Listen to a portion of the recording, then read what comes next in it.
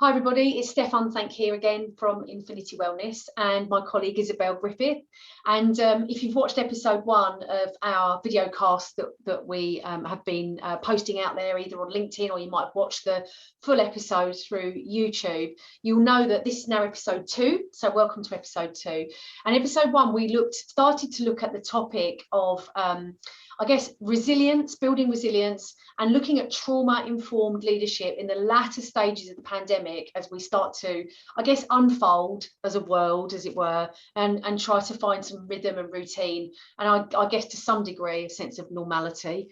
But when we were together last time, Isabelle, we talked about a couple of things. We talked about the meaning of trauma and what that really means versus stress. We also talked about the causes of stress, didn't we? And how stress can turn into chronic stress, and how that's happened for so many people through COVID because their nervous system has been attacked, I guess, to a point where they've been in stress mode for such a long time.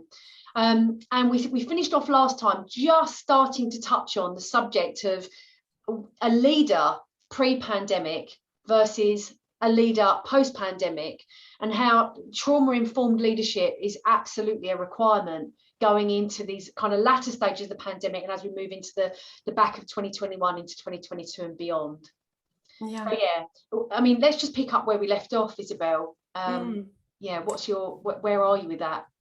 Yeah, so as you were talking, what came to my mind is two things. You know, we talked about trauma-informed leadership, and I often couple that with resilience, because as you were talking, I pictured that leader. You've been a leader in the corporate world, so have I. We know what that's like, and you know what life might have been like before and what it's become. And really the fact that leaders have too gone through the pandemic, that they experience that chronic stress, maybe they're on the edge of burnout as well, perhaps they've experienced trauma in the past. So I think it's really important first to say, before we're able to support others, we need to really be able to support ourselves. You know, if you imagine being that leader before the pandemic, you might have, you know, woken up in the morning, taken the tube, dropped your children off at nursery, and life was a juggling act already, and it was quite stressful, and you might have gone through these peaks and troughs in stress, and that wasn't easy in and of itself.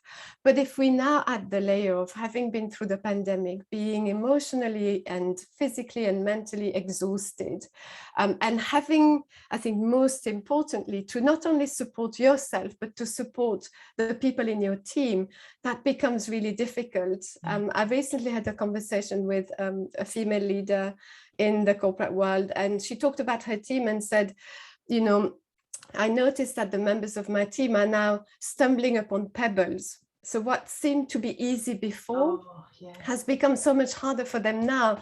And I'm really concerned that if they stumble upon pebbles like that, the quality of the work that we produce as a team, our reputation within the organization, and you know, obviously that goes beyond the organization itself, is going to take a dent.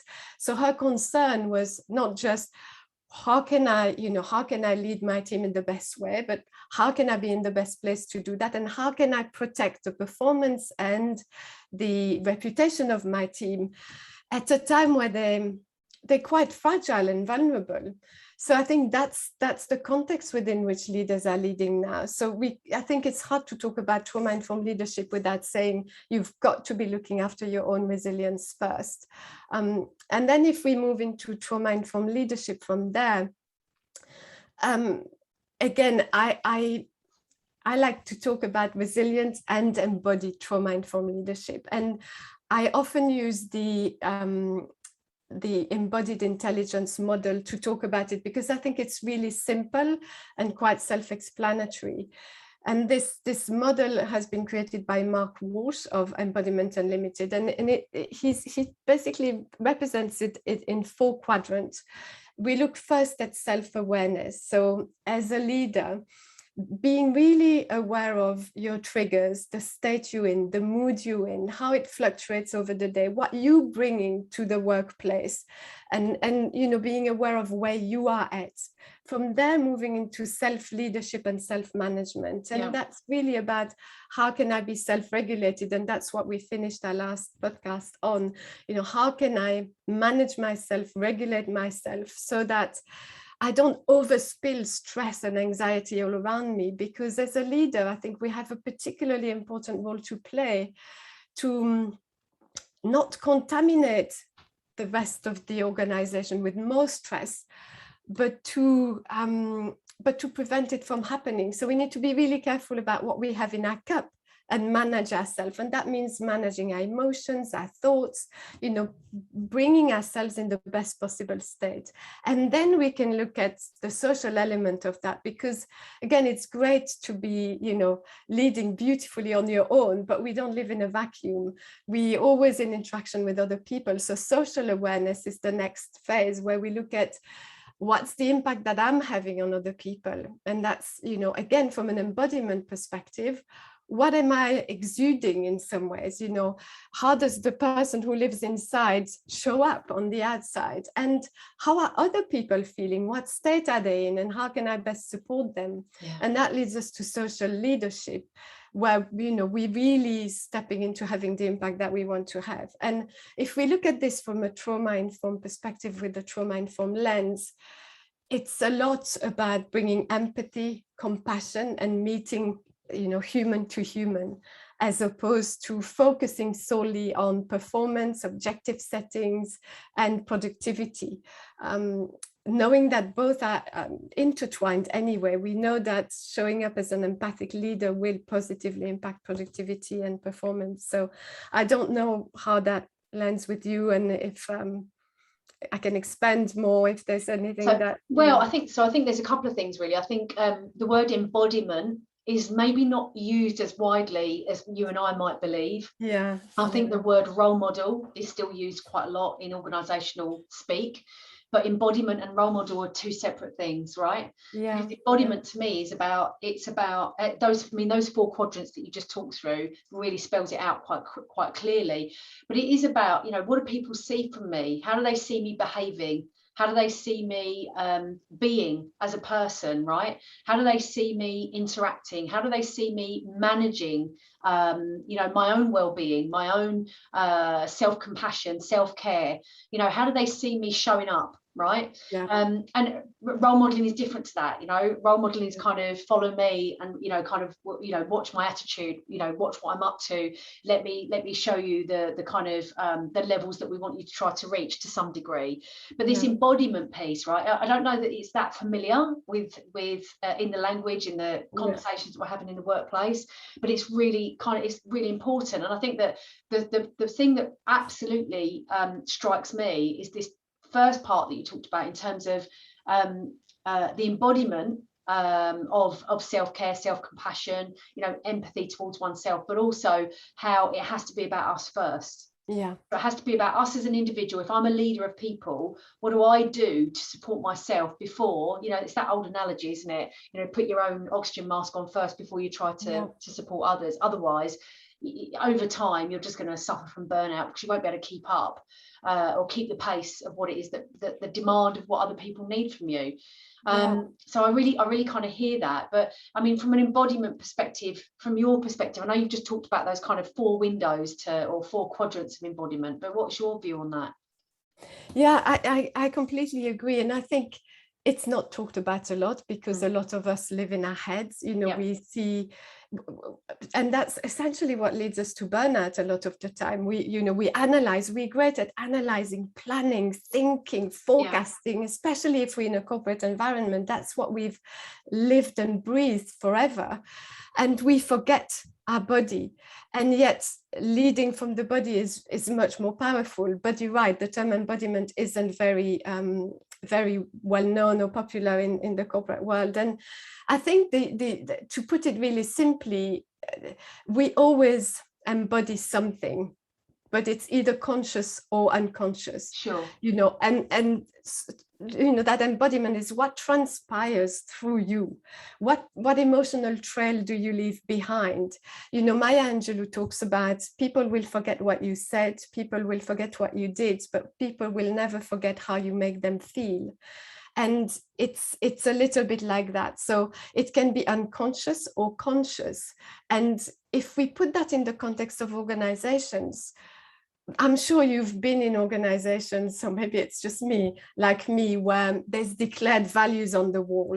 I've been in organizations where we had these amazing declared values on the wall, but nobody lived these values. Mm-hmm. And there was such a dissonance between what was stuck on the wall and where people were showing up in leadership and across the whole stratus of the organization, that it became really uncomfortable, because people will have joined the organization thinking this is what I'm joining, and in actual fact this wasn't what they were living through every day.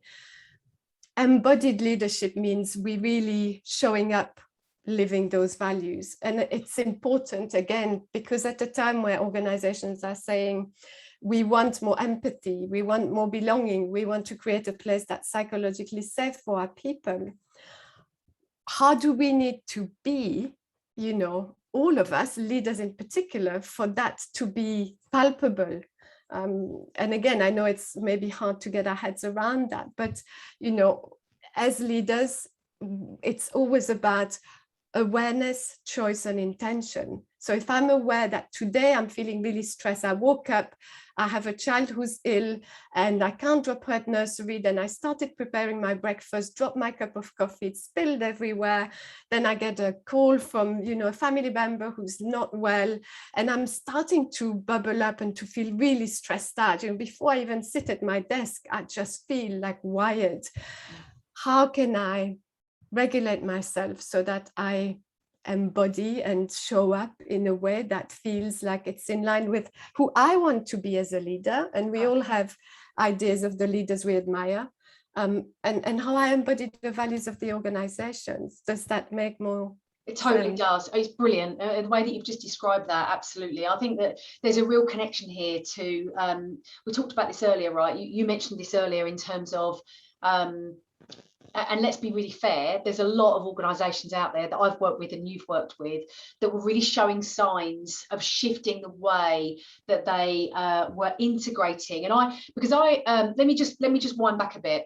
Everything that we're talking about for me fits under the wellbeing umbrella, right? Because for me, anything that affects my condition at work comes under wellbeing. Mm-hmm. So if my leader, my line manager, my leader talks to me, treats me, works with me, collaborates with me in one way versus another way, and they could be completely two separate scenarios, it will affect me. It's going to affect my condition. It's going to affect how I feel about being at work, how engaged I am, what I talk about and how I talk about it when I get home from work, my attitude about getting out of bed and going to work the next day, even after what you've just described, that scenario of a sick child, coffee spilled all over my laptop and on my blouse or whatever. So this thing for me around well-being is about anything that affects the human condition. Mm-hmm. And what I was going to get to is that pre-pandemic, you and I can both acknowledge that organisations that we've worked with were making steps towards this, right? Steps towards, well-being not just being about the kind of tick box stuff, but taking steps towards really understanding their leaders, their managers, their employees on a much more personable level. Really trying to understand what makes them tick, really starting to get into these levels of self-compassion, self-care, and pre-pandemic, even looking at the styles of leadership, the approach of leadership, and this embodied leadership that you just talked about. But there is still so much more work to do. And the way that you just described it so beautifully requires that real cultural shift, doesn't it? It requires energy and time. And one thing that I've been talking a lot about lately, it requires patience. Yeah. It's not something that is going to change overnight, but it's something that needs to be integrated into the way that we work, into the way that we build the skills and the capabilities of our people, and integrated into that whole overall overarching wellbeing strategy for the organisation that we're part of. Because that, to your point, Isabelle, that's when it shows up in your values. as a person, intrinsically to you. And that's where your values are then brought to work, and you bring your whole self to that workplace, and then that shows up in the way that you value and you work with that organisation. So yeah, fantastic, really good conversation.